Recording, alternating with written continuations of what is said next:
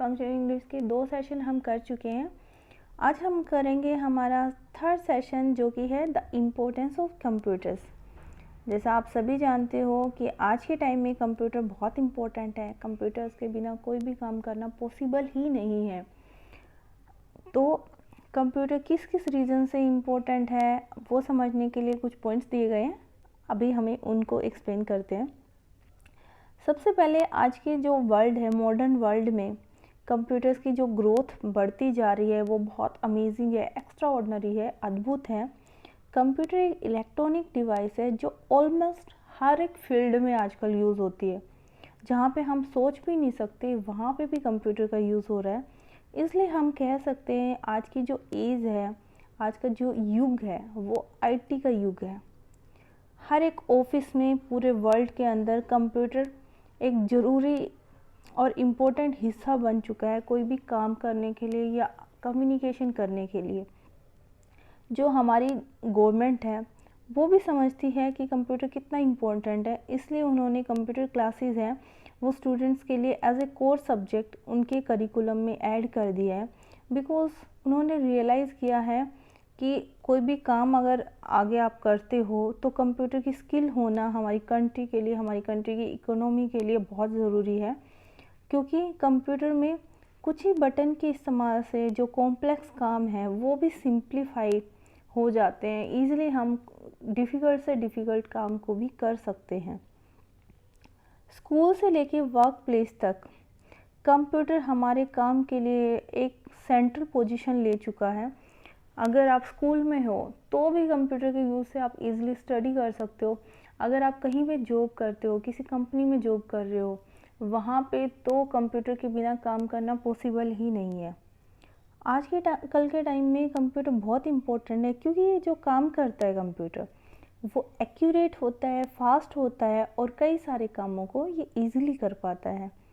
बहुत बड़ी बड़ी जो कैलकुलेशन होती है जो हम मैन्युअली नहीं कर सकते, लेकिन कंप्यूटर उनको इजीली कर सकता है। एग्जांपल के लिए देखो, अगर आपको किसी भी स्टूडेंट का रिकॉर्ड तैयार करना है या किसी के टोटल मार्क्स निकालने हैं, पूरे ईयर का रिकॉर्ड निकालना है, तो अगर आप उसे मैन्युअली करोगे तो कितना टाइम लग जाएगा और उसमें मिस्टेक्स होने के चांसेस भी रहेंगे। और अगर कुछ मिस्टेक्स निकल आती हैं, दोबारा से आपको वो रिजल्ट तैयार करना पड़ेगा।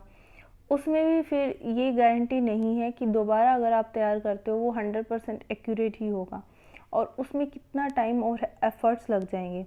लेकिन कंप्यूटर की हेल्प से आप इजीली बड़ी से बड़ी कैलकुलेशन को भी सेकंडों में कर सकते हो और उसमें गलतियां होने के चांसेस भी नहीं होते।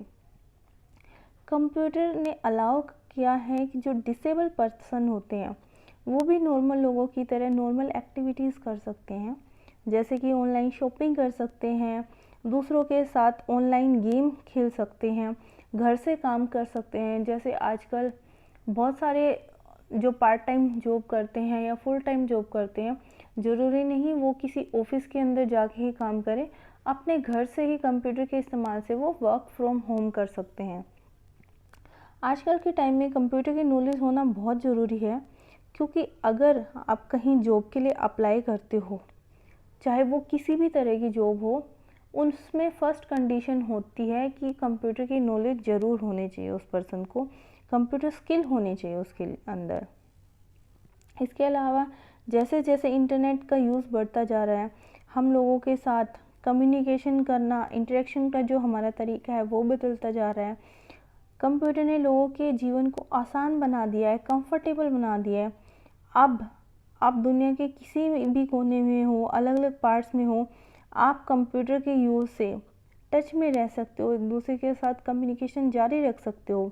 बिजनेस की ट्रांजैक्शन है या कोई इन्फॉर्मेशन ब्रॉडकास्ट करनी है, आपको फैमिली और फ्रेंड्स के साथ इंटरेक्शन करना है, ये सारे काम आप कंप्यूटर के साथ ईजिली कर सकते हो। आजकल के टाइम में जो काम पहले मैन्युअली किए जाते थे, जिसमें बहुत ज़्यादा टाइम लगता था, वो काम आज कंप्यूटर के यूज़ से इजीली किए जा सकते हैं। कंप्यूटर बहुत बड़ी अमाउंट में डाटा को स्टोर करके रख सकता है, जो कि एक ह्यूमन माइंड अपने अंदर नहीं रख सकता। आजकल के टाइम में अगर कोई एम्प्लॉय है, एम्प्लॉयर के पास काम करता है या एम्प्लॉयर के लिए काम करता है या किसी कंट्री के लिए, किसी कंपनी के लिए काम करता है, तो उसके लिए नेसेसरी नहीं है, ज़रूरी नहीं है कि वो उस पर्सन के सामने मौजूद रह के काम करे या उस कंपनी में जाए वहीं पे काम करे। वो बिना देखे बिना मिले भी काम कर सकता है उन पर्सन के लिए कंप्यूटर के यूज़ के साथ। जैसे अगर मान लो कोई पर्सन इंडिया का है, कंपनी किसी दूसरी कंट्री की है, तो वो इंडिया में रह के भी दूसरी कंट्री की कंपनी के लिए काम कर सकता है।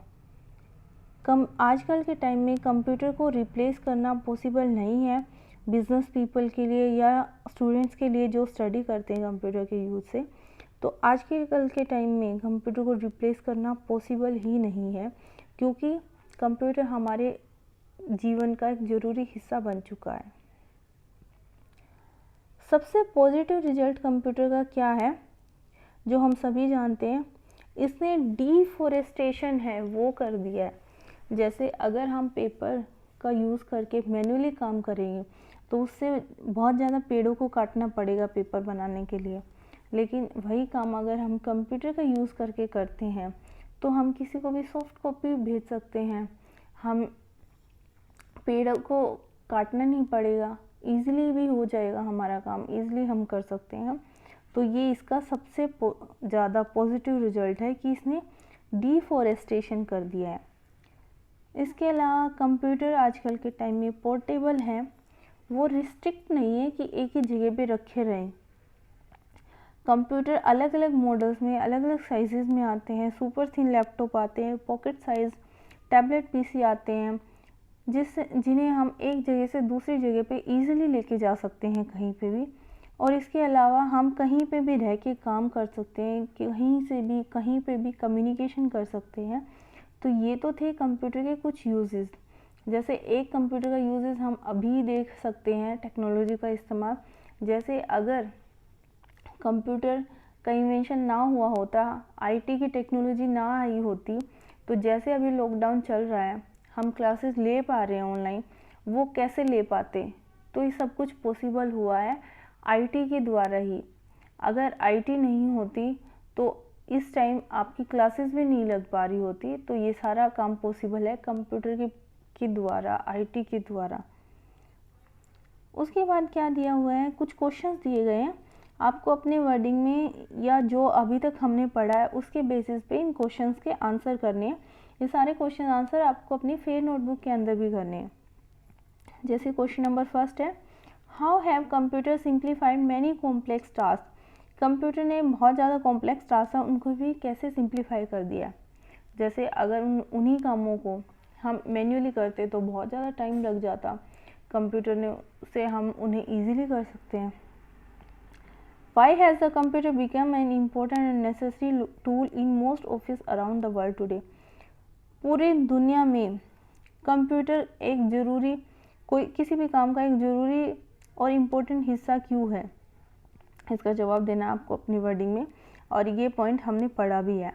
Why are governments around the world introducing computer classes as one of the core subject in the curriculum? जो गवर्नमेंट है पूरी दुनिया के अंदर, वो कंप्यूटर क्लासेस को एक सब्जेक्ट के तौर पे करिकुलम में क्यों ऐड कर दिया, ये भी अभी हमने पढ़ा है। Why are computers consider important in school and work place. Schools में या वर्क प्लेस में कंप्यूटर इम्पोर्टेंट क्यों है, ये पॉइंट हमने पढ़ा है। क्योंकि इनके बिना ना तो स्टडी करना पॉसिबल है, ना ही बिजनेस करना पॉसिबल है। What is one of the main condition for getting a job now days. आजकल के टाइम में कोई भी जॉब लेने के लिए मेन कंडीशन उनकी क्या होती है कि उनको कंप्यूटर की स्किल आनी चाहिए। What is the age of computer known age. Computer की एज को क्या कहा जाता है, ये तो फर्स्ट पॉइंट था हमारा, IT age. How have computer made life easier more comfortable for people. Computer ने लोगों के जीवन को आसान और कंफर्टेबल कैसे बना दिया है। जो काम हम पहले नहीं कर पाते थे वो हम अब इजीली कर पा रहे हैं, कंफर्टेबल हो गई है हमारी life. How was performing task before the use of computer different from what it is today. जब कंप्यूटर नहीं थे, कंप्यूटर से पहले काम कैसे किए जाते थे, मैन्युअली किए जाते थे, बहुत टाइम कंज्यूमिंग होते थे। What is one of the most positive outcome of the use of computer and why. Computer का सबसे ज़्यादा पॉजिटिव रिजल्ट क्या आया है और क्यों, ये पॉइंट हमने अभी डिस्कस किया है। How have computer made it easier for people to communicate and work. Computer ने कैसे आसान बना दिया कम्युनिकेशन करना या फिर काम करना। ये सभी क्वेश्चंस को आंसर करना है आपको प्रॉपर वे में अपनी फेयर नोटबुक के अंदर। अगर कोई भी क्वेश्चन आपको समझ नहीं आता है वो आप मेरे से पूछ सकते हो। उसके बाद दिया गया है कंप्यूटर की इम्पोर्टेंस बताई गई है, जैसे ये रोल प्ले कर रहे हैं, आपस में कम्युनिकेशन कर रहे हैं, जैसे my name is Mitali, hi Mitali, my name is Arman, so are you excited about today's lesson the importance of computer. ये आपस में बातचीत कर रहे हैं, ये हम रोल प्ले के ज़रिए एक क्लास में करेंगे। उसके बाद इन दोनों के बीच में कन्वर्सेशन दी गई है, फिल इन द ब्लैंक्स दिए गए हैं मिताली और अरमान के बीच में। आपको ये इनकी जो कन्वर्सेशन है वो कंप्लीट करनी है, fill in the blanks fill up करने हैं आपको। ये हम रोल प्ले के ज़रिए बाद में करेंगे।